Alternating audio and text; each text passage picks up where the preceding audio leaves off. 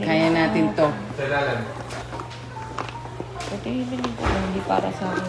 Ayoko na mahirapan. Okay na. Thanks God. Yung baby, hindi siya nabuo sa loob ng mattress.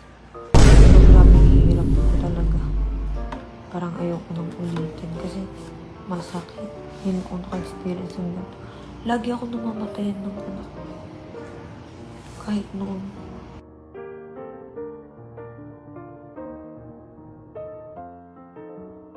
So, ayun, nagre-ready kami ngayon kasi kailangan akong operahan. Kailangan nang tanggalin ng baby. Kasi hindi siya nabuo sa loob. Kailangan na siyang asap tanggalin. Kaya pala yung pakiramdam ko, hirap na hirap ako. Masakit. Tapos palaging dinudugo. Gawa na nga rin ng stress. Wala tayong magagawa. Ganun talaga. Hindi ako kinakabahan. Yung kaba ko konti lang. Ano yung heart mo. Kinakabahan ako dito. Alam niyo yung sakit kapag sa labas ng mattress nagbubuntis. Parang Sabi siya magpalit na siya. first time ko to. Oo, kagabi pa yan. May dugo yan eh. Kailangan palitan yan. So ngayon ipapasok na ako sa ER kasi kailangan nang tanggalin at ilang araw na rin to ganito. Papalitan mo dahil ito. Dahan-dahan. Okay. Dahan-dahan. Isin mo na yan.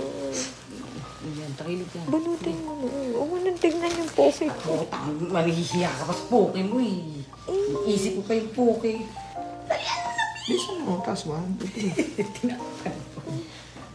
Tagilid. Ay, wipes. Lalo yung wipes ba yun? Inis na lang, basta lang. Huwag yan. Pinapunas ko yun sa katawan. Iya po eh. It's the time to be. So guys, we're okay. Dalian mo eh. Hiya pa. Ibababa na ba ako? May puki. Tagilid ka sa kabila. Dahan-dahan. Dito.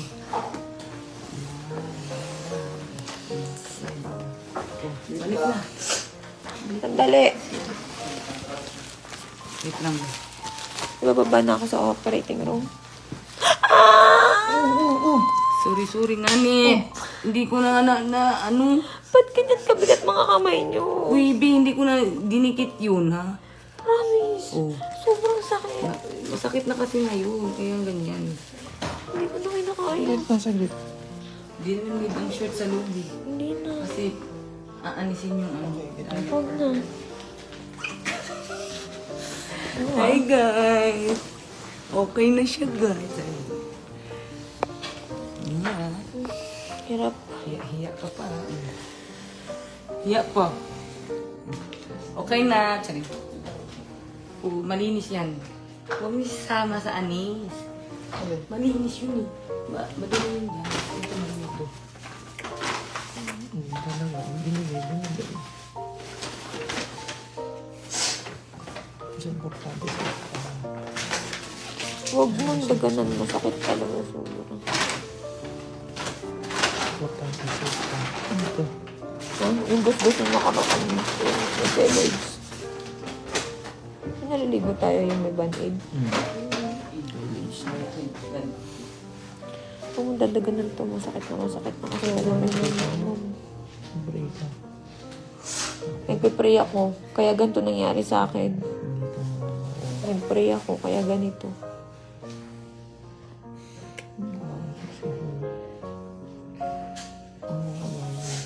Hindi tayo naaway kung alam mo lang kung gaano kahirap. Ano, bibigay ko kayo ng medicine? Ito para sa babae. Sa Oo, ma'am. i-insert? Pero mamaya pa itong gagawin. Sir RB, pwede na po. Ibababa na ako? Yeah. Lahat po kaming dadalhin, ma'am. Ano? Oh. Wala. Baka meron kayo doon. Extra. Doon na lang. Lalak na lang po namin. Ano?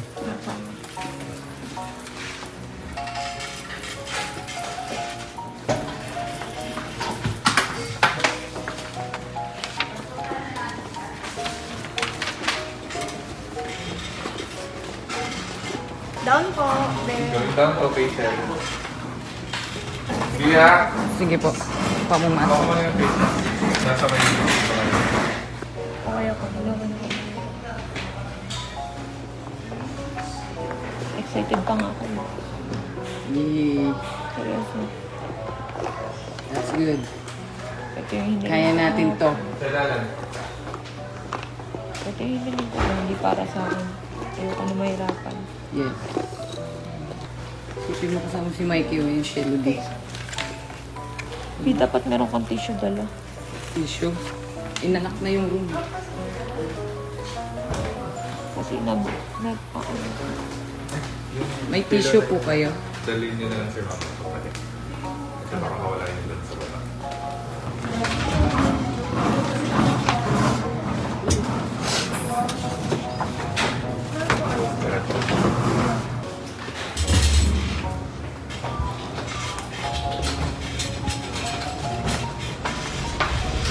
Okay na. Thanks God.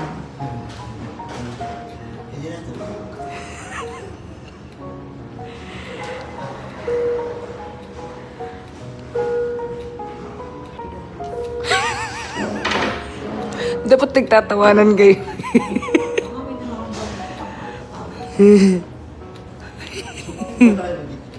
Paano magtitigan?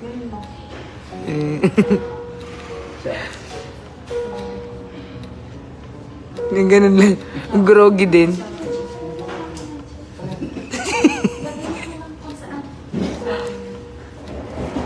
Oh.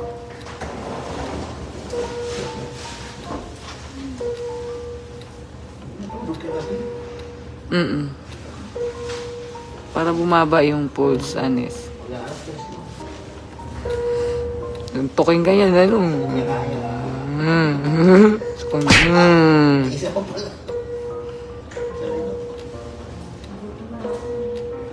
Paunti-unti nga, ano?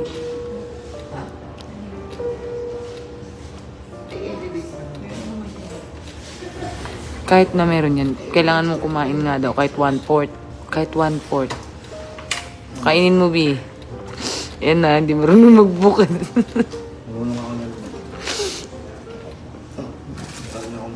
Sige, wag mo na, boy. Ano, Bi? Yeah. Sa kakain. Ginagawa mo. Pasyente ka ba? Di ka naman pasyente eh. Hindi ka akong kumakain. Hindi pa kasi yun kumakain, Bi. Anong lasa? Yung nasa nung nasa na dito pa rin ako.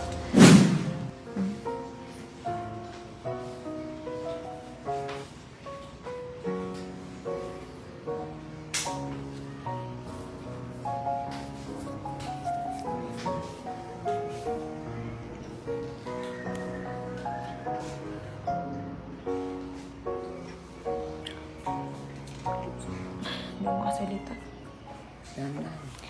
Nadaan-daan lang salita ako kasi sinubuhan yung nilagyan ng tubo yung bunganga ko. Nilamunan. May gas-gas. Hindi tayo maganda dyan. Kailangan maganda pa rin tayo. So yun, yung baby, hindi siya nabuo sa loob ng mattress. Ectopic siya. Inoperahan ako ng alas 9. Alas 10. Natapos ng 1. So ngayon, natulog ako ng 5 a.m. Hanggang ngayon gising pa ako. Wala, ganun talaga. Hindi para sa akin.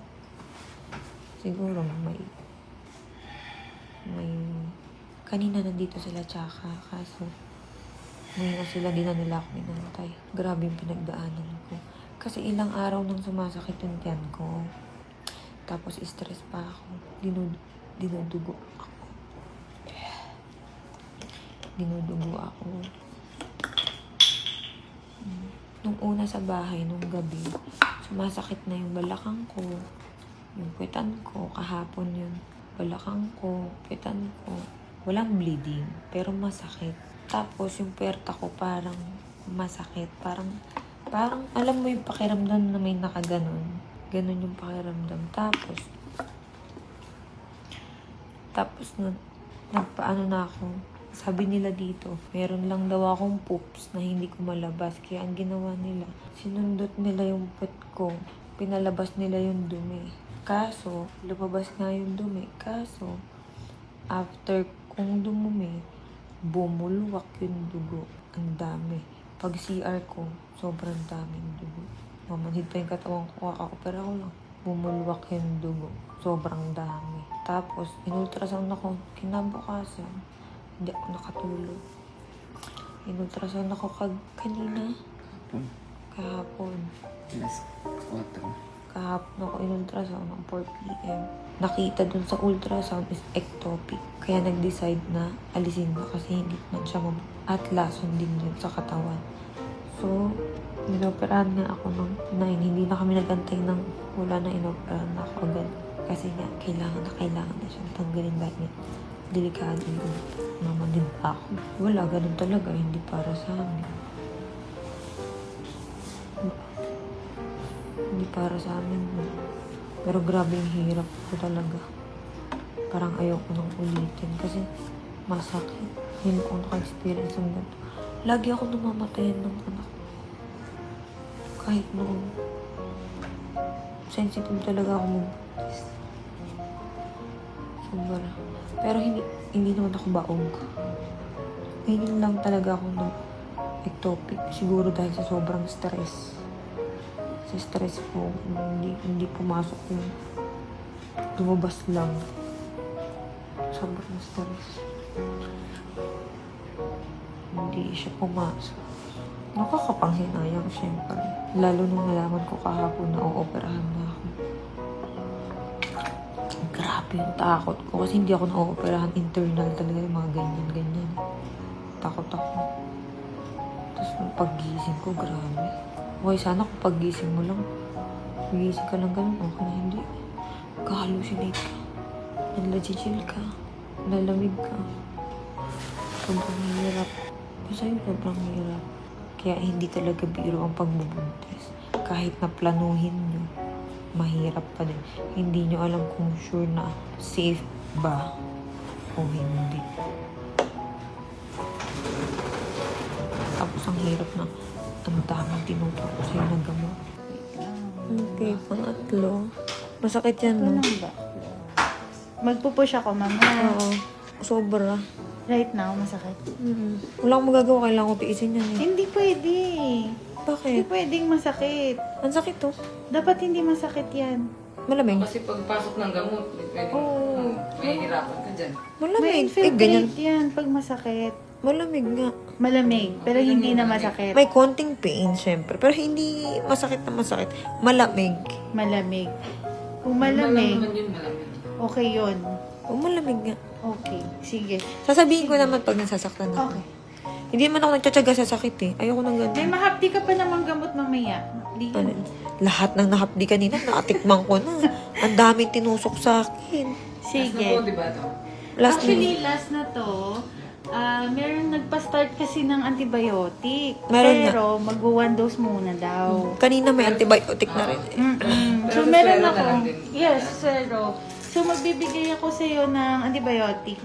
Napakuha ko pa sa nursing aid natin. Okay. Tapos, yung pang-pain mo, kinorek na ng pharmacist namin. 1 p.m. pa yung pain reliever mo. So, mamayang 1 pa ako magbibigay ng yun yung sinasabi kong MAPD. MAPD talaga yun kasi malapot yun. Alam ko na yun. Naturukan na ako kanina na. Basta kapag yes. Okay lang kahit masakit. Lahat ng sakit na tikman ko kanina, promise. Sobra. Wala pang order kung kailan tatanggalin yan, ha? Okay lang. Train lang. Yeah, okay. Kahit hanggang next month ako dito. Di pwede.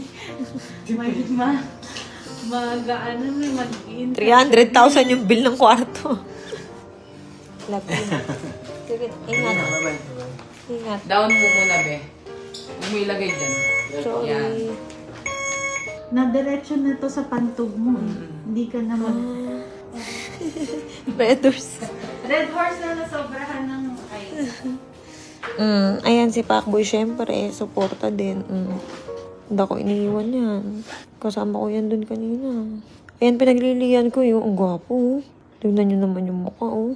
Boy. Pakboy, parang bagay kayo ni Chiska. Oo nga. Harap ka nga dito, B. Tabi nga kayo. Oo, usog ka daw. May bago na naman tayong love team. Wala na yung hashtag chismix. Ano kayang hashtag pakchis? Pakchis. B. Kunyari lang, tititigan mo yung mata ni Pakboy. Pakboy, kunyari, tititigan mo yung mata niya. Dali, B. Okay, tingin ka kay Pakboy. Sige na, may sakit ako. Sundin niyo ako. Ay.